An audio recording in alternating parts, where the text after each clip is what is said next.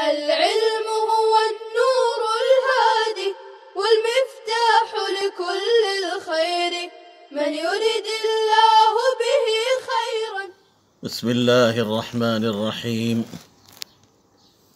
وعن أنس رضي الله تعالى عنه قال قال رسول الله صلى الله عليه وسلم من صلى صلاتنا واستقبل قبلتنا وأكل ذبيحتنا فذلك المسلم الذي له ذمة الله وذمة رسوله فلا تخفر الله في ذمته رواہ البخاری۔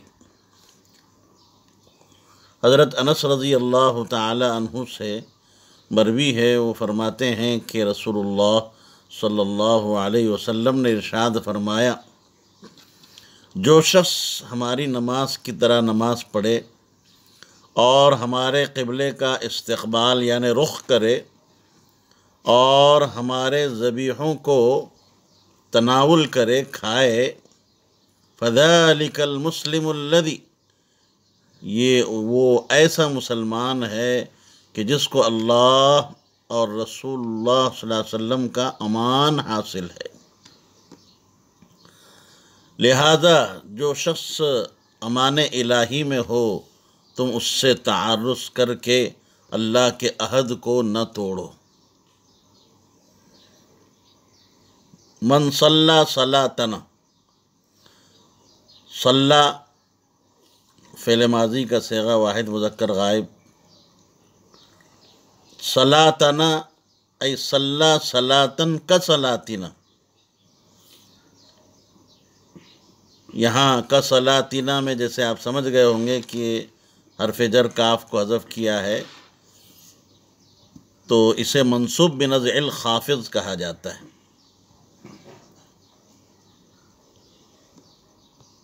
یعنی جو شخص ہماری طرح نماز پڑھے، شریعت کے مطابق نماز پڑھے، اور ایسا وہی کر سکتا ہے جو اللہ تعالیٰ کی توحید اور نبی کریم صلی اللہ علیہ وسلم کی نبوت و رسالت کا معترف ہو، اور جو شخص نبی پاک صلی اللہ علیہ وسلم کی رسالت اور نبوت کو تسلیم کر لے اور اعتراف کر لے تو وہ یقیناً ان تمام شرائع اور احکام کا بھی معترف ہوگا اور ماننے والا ہوگا جو آپ صلی اللہ علیہ وسلم اپنے رب کی طرف سے لے کر تشریف لائے ہیں۔ یہی وجہ ہے کہ نماز کو اس شخص کے اسلام کی علامت قرار دیا گیا۔ اب یہاں پر آپ غور کریں گے کہ شہادتین کا ذکر نہیں کیا گیا، سیدھا من صلی صلاتنا فرمایا گیا۔ تو یاد رکھیے کہ شہادتین کا ذکر بئی وجہ نہیں کیا گیا کہ شہادتین کے بغیر نماز کا اعتبار ہی نہیں، وہ نماز معتبر ہی نہیں ہوتی۔ اس لیے نماز میں شہادتین حقیقتاً یا حکماً داخل ہے۔ واستقبل قبلتنا، اور وہ ہمارے قبلے کا استقبال کرے، رخ کرے۔ یہاں پر ایک اشکال ہو سکتا ہے، وہ یہ کہ استقبال قبلہ کا ذکر مستقلاً کیوں کیا گیا جبکہ نماز استقبال قبلہ کو متضمن ہے اور نماز کے لیے استقبال قبلہ شرط بھی ہے، تو گویا نماز کے ضمن میں اس کا ذکر ہو گیا، مستقلاً ذکر کرنے کی کیا ضرورت تھی؟ اس کے دو جواب دیے گئے ہیں۔ پہلا جواب یہ ہے کہ قبلہ بنسبت نماز کے معروف ہے اور معلوم ہے۔ ہر ایک شخص چاہے وہ نماز کو نہ جانتا ہو لیکن قبلہ ضرور جانتا ہے۔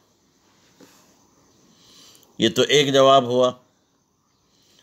دوسرا جواب یہ ہے کہ نماز کے بعض افعال جیسے قیام ہے، قرات ہے، ایسے ہیں جو اس امت محمدیہ کے علاوہ دیگر لوگوں کی نمازوں میں بھی پائے جاتے ہیں،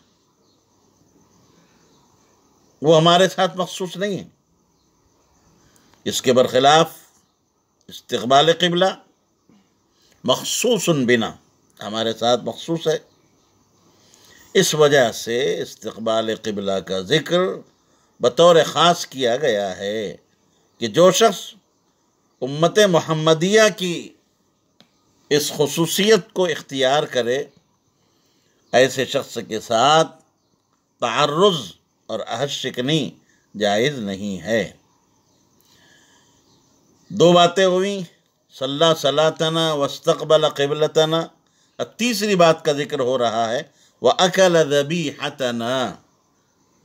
اکل یأکل، اکل فعل ماضی کا صیغہ، ذبیحۃ یہ فعیلۃ کے وزن پر ہے مگر مفعولۃ کے معنی میں ہے، تو گویا ذبیحہ مذبوحہ کے معنی میں، اور تا جو ہے وہ جنس کے لیے ہے، جس طریقے سے لفظ شأتن میں تا جنس کے لیے ہوتی ہے۔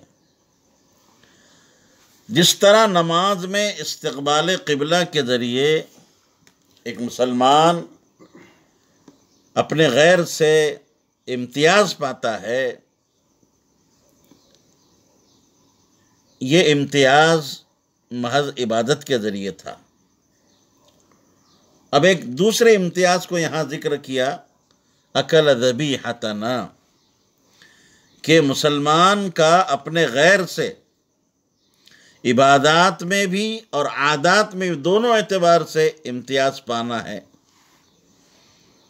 اس لیے کہ ذبیحہ کو کھانے کے سلسلے میں اہل کتاب وغیرہ توقف کرتے ہیں، مسلمانوں کا ذبیحہ نہیں کھاتے۔ جس طرح یہ از قبیل عبادات ہے، اسی طرح ملت اسلامیہ کے علاوہ دیگر ملل میں، دیگر ملتوں میں یہ ان کی عادت بھی ہے کہ وہ عادتاً بھی توقف کرتے ہیں اور عبادتاً بھی توقف کرتے ہیں۔ تو اس اعتبار سے مسلمان کا امتیاز عادتاً بھی ہو رہا ہے اور عبادتاً بھی ہو رہا ہے۔ یاد رکھیے، اصل ایمان ہے، اور ایمان اگرچہ تصدیق قلبی کا نام ہے مگر یہ ایک باطنی کیفیت ہے۔ اسی طرح اقرار باللسان، یہ بھی ایک وقتی چیز ہے۔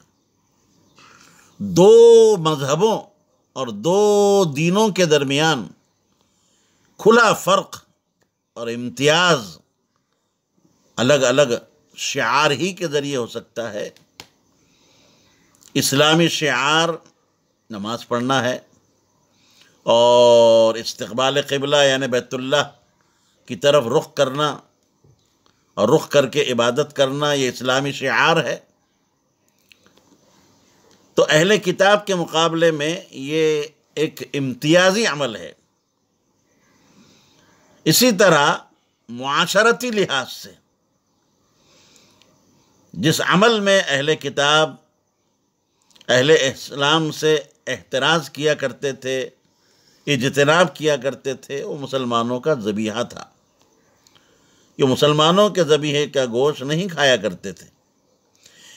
اسی لیے اس حدیث میں بتلایا گیا ہے کہ اگر کوئی شخص مسلمانوں کے شعار کو اپنائے، نماز پڑھے اور استقبال قبلہ کرے، یہ تو عبادات کے اعتبار سے ہو، اور معاشرت میں وہ ہم سے اتنا قریب ہو جائے کہ ہمارا ذبیحہ کھانے لگے، تو جب اس نے عبادات کو بھی اختیار کیا اور عادات میں بھی جو ہے ہمارا جو ہے اتباع کیا، اسلام کی پیروی کی، تو یہ کھلی نشانی ہے اس بات کی کہ وہ ہمارے دین کو پورے یقین کے ساتھ قبول کر چکا ہے۔ اس کی جان اور مال، عزت اور آبرو کی حفاظت کا ذمہ اللہ اور اس کے رسول نے لے لیا۔ اس وجہ سے مسلمانوں کو چاہیے کہ ایسے لوگوں سے تعرض نہ کرے، چھیڑ چھاڑ نہ کرے۔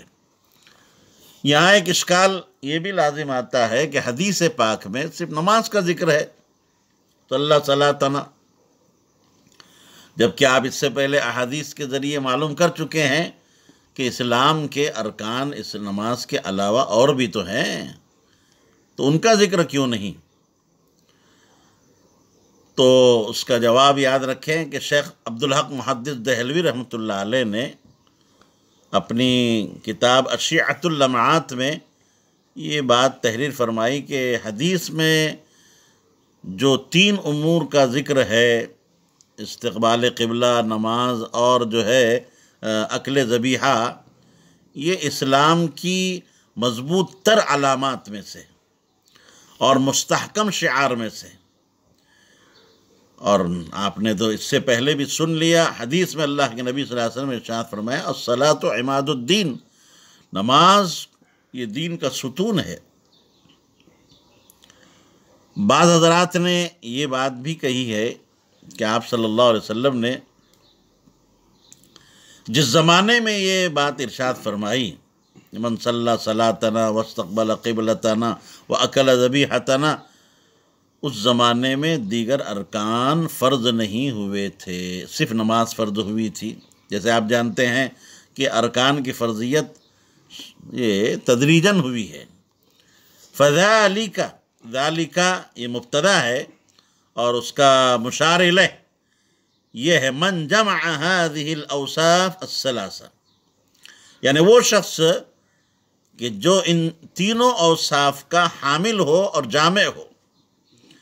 المسلم الذی، یہ مبتدا کی خبر ہے، وہ مسلمان ہے الذی لہ ذمۃ اللہ و ذمۃ رسولہ، جس کے لیے اللہ کا بھی امان ہے اور اللہ کے رسول کا بھی امان حاصل ہے۔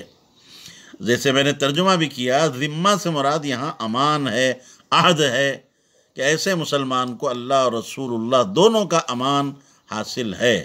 ایسا شخص قتل و قتال سے اور وبال کفار سے محفوظ رہے گا۔ اب یہاں آپ غور کریں گے حدیث کے الفاظ میں تو آپ کو یہ بات سمجھ میں آئے گی، الذی لہ ذمۃ اللہ و ذمۃ رسولہ، لفظ ذمہ کی تکرار ہے۔ اب آپ پوچھیں گے اس کی کیا وجہ ہے، تو اس کا جواب ذہن نشی فرما لیں کہ تکرار کی وجہ یہ ہے کہ اللہ اور رسول دونوں میں سے ہر ایک کا امان مقصود ہے۔ اگر لفظ ذمہ کی تکرار نہ ہوتی اور یوں کہا جاتا ہے ذمۃ اللہ و رسولہ، تو اللہ اور اس کے رسول کا ذمہ دونوں مل کر ایک ہو جاتے۔ تو بتانا یہ مقصود ہے کہ ہر ایک میں، دونوں میں سے اللہ کا امان بھی مستقل ہے اور اللہ کے رسول کا امان بھی مستقل ہے، دونوں مقصود ہے۔ اور ویسے آپ سمجھتے ہیں کہ اصل تو اللہ کا امان ہے اور دونوں میں تلازم بھی ہے، دونوں ایک دوسرے کو لازم بھی ہے۔ اسی وجہ سے اگلی عبارت پر آپ غور کیجئے، وہاں پر صرف فی ذمتہ ہی اللہ کے ذمے کا ذکر کیا گیا، فلا تغفر اللہ فی ذمتہ۔ یہاں یہی اشکال جو میں نے ابھی ذکر کیا لازم آ رہا ہے کہ یہاں جو ہے فلا تغفر اللہ فی ذمتہ میں ذمت اللہ پر اقتصار کیا گیا ہے، یہاں یوں نہیں کہا گیا فلا تغفر اللہ فی ذمتہ و ذمت رسولہ۔ وجہ وہی ہے کہ اصل میں اللہ ہی کا امان ہے، مگر چونکہ دونوں کے امان میں تلازم ہے، اس وجہ سے فلا تغفر اللہ فی ذمتہ میں اللہ کے ذمے کے ذکر پر اختصار اور اختفا کیا گیا اور ذمت رسول ہی نہیں کہا گیا۔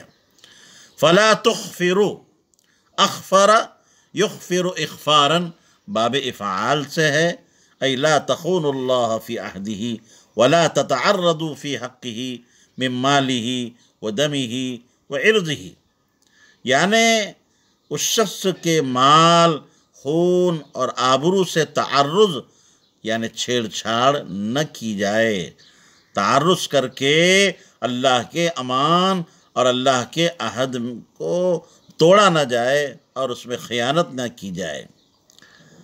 یہ بھی کہا جا سکتا ہے کہ اس عبارت میں مضاف محذوف ہے، لا تغفروا عہد اللہ، لا تغفروا عہد اللہ، لا تغفر اللہ کہا گیا، لیکن اللہ سے پہلے مضاف کو مقدر مانا جائے، عہد اللہ ہی، تو عہد مضاف کو حذف کیا گیا اور اللہ مضاف الیہ تھا، اس کے قائم مقام کیا گیا، تو مطلب ہوگا لا تنقضوا عہد اللہ، اللہ نے جو اس کو اپنا عہد دیا ہے اور جو امان دیا ہے اس عہد و امان کو تعرض کر کے نہ توڑو۔ یہ حدیث بحمد اللہ مکمل ہوئی۔ اب آئندہ حدیث، وعن ابی ہریرۃ رضی اللہ عنہ قال اتى اعرابی النبی صلی اللہ علیہ وسلم فقال، حضرت ابو ہریرہ رضی اللہ تعالیٰ عنہ سے مروی فرماتے ہیں کہ ایک دیہاتی شخص نبی کریم صلی اللہ علیہ وسلم کی خدمت میں حاضر ہو کر عرض کرنے لگا، دلنی علی عمل، مجھے ایسا عمل بتلائیے کہ اذا عملتہ، کہ جب میں اسے انجام دوں، دخلت الجنت، میں جنت کا مستحق ہو جاؤں، میں جنت میں داخل ہو جاؤں۔ آپ علیہ السلام نے ارشاد فرمایا، تعبد اللہ، تم اللہ کی عبادت کرو، ولا تشرک بہ شیئا، اور اس کے ساتھ کسی کو شریک نہ ٹھہراؤ، وتقیموا الصلاۃ المکتوبۃ، اور تم فرض نماز کی پابندی کرو، وتؤدی الزکاۃ المکتوبۃ مفروضۃ، وتؤدی الزکاۃ المفروضۃ، اور تم فرض زکوٰۃ کو ادا کرو، وتصوموا رمضان، اور تم ماہ رمضان کے روزے رکھو۔ قال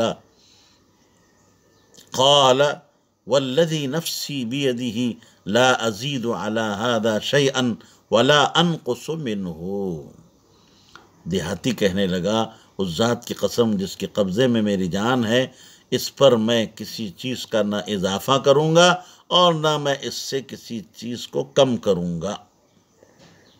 فلما ولا، جب وہ دیہاتی واپس چلا گیا، قال النبی صلی اللہ علیہ وسلم، تو نبی کریم علیہ السلام نے ارشاد فرمایا، من سرہ سر یسر، جس کو یہ بات اچھی لگے، خوش کرے کہ ان ینظر الی رجل من اہل الجنہ، کہ وہ اہل جنت میں سے ایک شخص کو دیکھے، جس کی آرزو ہو، تمنا ہو، فلینظر الی ھذا، تو اسے چاہیے کہ وہ اس آدمی کو دیکھے، اس شخص کو دیکھے۔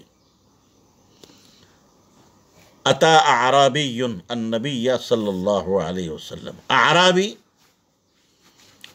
اعراب کی طرف منسوب ہے، اور اعراب کہتے ہیں سکان البادیہ، دیہات کے باشندوں کو، دیہات میں رہنے والوں کو۔ النبیہ، ایک روایت میں النبیہ کے بجائے الی النبی بھی ہے۔ فقال، آ کر کہنے لگا، دلنی، دل یدل دلالتن سے دل، یہ امر کا صیغہ واحد حاضر ہے، نون وقایا کا ہے، یا ضمیر متصل مفعول بھی ہی ہے۔ علی عمل، عمل موصوف ہے، اذا عملتہ، یہ اس کی صفت ہے، ایسا عمل بتلائیے کہ جب میں وہ عمل کر لوں، دخلت جنت، تو میں جنت میں داخل ہو جاؤں۔ دخول جنت سے دخول اولی مراد ہے، اور دخول اولی کسے کہتے ہیں؟ یاد رکھے، جس دخول سے پہلے کسی بھی طرح کے عذاب سے سابقہ نہ پڑے، یہ دخول اولی ہے۔ تو حضور علیہ السلام نے ارشاد فرمایا، تعبد اللہ، عبد یعبد عبادتاً، تعبد فعل مضارع کا صیغہ، یہ خبر ہے لیکن امر کے معنی میں۔ عبادت سے کیا مراد ہے؟ اس سلسلے میں بھی دو قول ہیں، کہ ایک قول تو یہ ہے کہ عبادت سے توحید مراد ہے، اب آپ کہیں گے عبادت سے توحید کیسے مراد لی گئی؟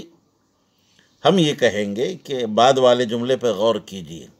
بعد والا جملہ کیا ہے؟ وَلَا تُشْرِكْ بِهِ شَيْئًا. اس کا عطف تعبد اللہ پر ہو رہا ہے، اور عطف میں مغایرت اصل ہے. آپ جانتے ہیں معطوف اور معطوف علیہ میں مغایرت ہوتی ہے، مغایرت شرط ہے عطف کی. اس لیے یہاں عبادت سے مراد توحید بھی ہے. دوسرا قول میں بعد میں ذکر کروں گا. اشکال یہاں ایک لازم آ رہا ہے، وہ یہ ہے کہ یہاں اگر توحید مراد لی جائے تو شہادت رسالت و نبوت کا ذکر نہیں، صرف توحید کا ذکر ہوا. نبوت و رسالت کی شہادت کا ذکر کیوں نہیں کیا گیا؟ اس کے بھی دو جواب ذہن میں رکھیں. ایک تو یہ ہے کہ شہادت نبوت و رسالت یہ توحید میں شامل ہے. آپ کہیں گے کیسے؟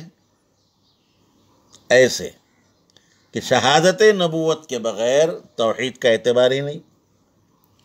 وہ توحید کیسی جس میں نبوت اور رسالت کی شہادت نہ ہو، آپ صلی اللہ علیہ وسلم کی رسالت اور نبوت کو نہ مانا جائے؟ وہ توحید نہیں ہے. دوسرے یہ کہ یہ جو سائل تھا، یہ جو شخص آئے تھے سائل تھے، مومن تھے. اس وجہ سے یوں سمجھیے کہ اس کا ذکر نہیں کیا گیا.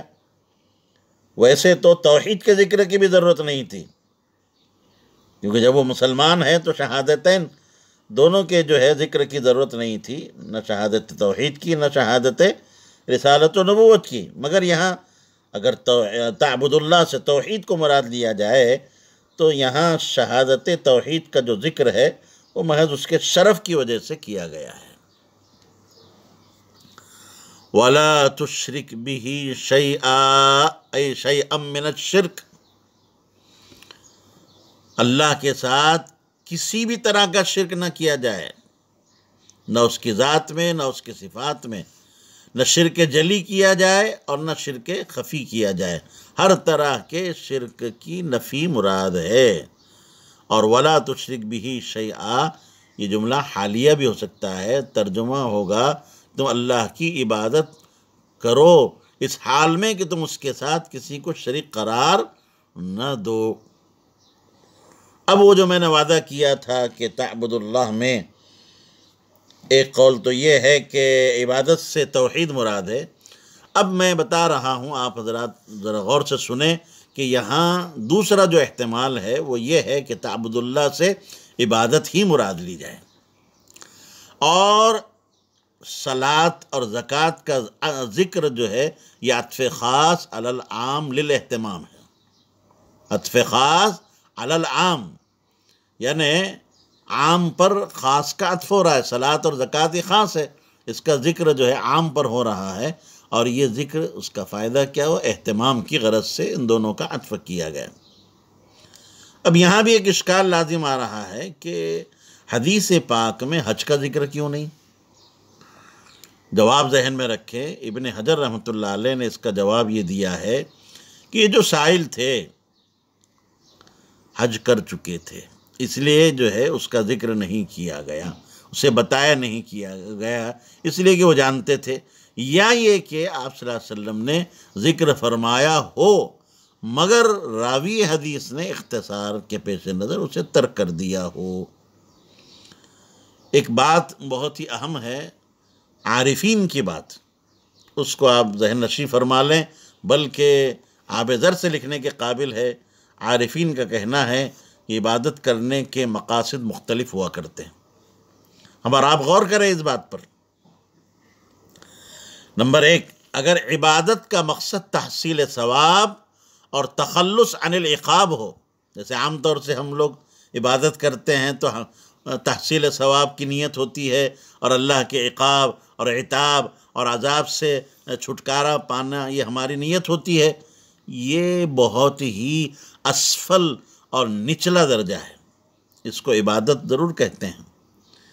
یہاں عابد کا حقیقی معبود اس کا مطلوب ہے. وہ کیا ہے؟ تحصیل ثواب اور تخلص عن العقاب. یاد رکھیے یہ عبادت ہے. نمبر 2، یا عبادت اس لیے کی جاتی ہے کہ اللہ کا قرب نصیب ہو اور رب تعالیٰ کے ساتھ نسبت پیدا ہو، نسبت حاصل ہو. اس کو عبودیت کہا جاتا ہے. اور یہ درجہ پہلے درجے سے تھوڑا اونچا ہے، ارفع ہے. پھر بھی تاہم یہ عبادت خالص اللہ کے لیے نہیں ہوئی. اپنی غرض کا اس میں شمول ہو گیا، اپنی غرض اس میں شامل ہو گئی. وہ کیا ہے؟ قرب الہی نصیب ہو جائے، نسبت پیدا ہو جائے. تیسری چیز، عبادت محض اللہ کی رضا اور خوشنودی کے لیے کی جائے. جنت یا ثواب کا حصول مقصود نہ ہو، اسی طرح جہنم اور عتاب سے خلاصی مطلوب نہ ہو، نہ قرب کا قصد ہو، صرف اور صرف اللہ کی خوشنودی مقصود ہو. اس کے علاوہ کچھ بھی پیش نظر نہ ہو. یہ عبادت کا سب سے اعلیٰ، اکمل اور ارفع درجہ بھی ہے، مقام بھی ہے اور حال بھی ہے. اسے عبودت کہا جاتا ہے. تو 3 باتیں ہوئی: عبادت، عبودیت اور عبودت. اللہ ہم تمام کو عبودت سے سرفراز فرمائے. السلام عليكم. لا تنسوا الاعجاب بالفيديو والاشتراك في القناة تشجيعا لنا لنستمر بنشر المزيد إن شاء الله.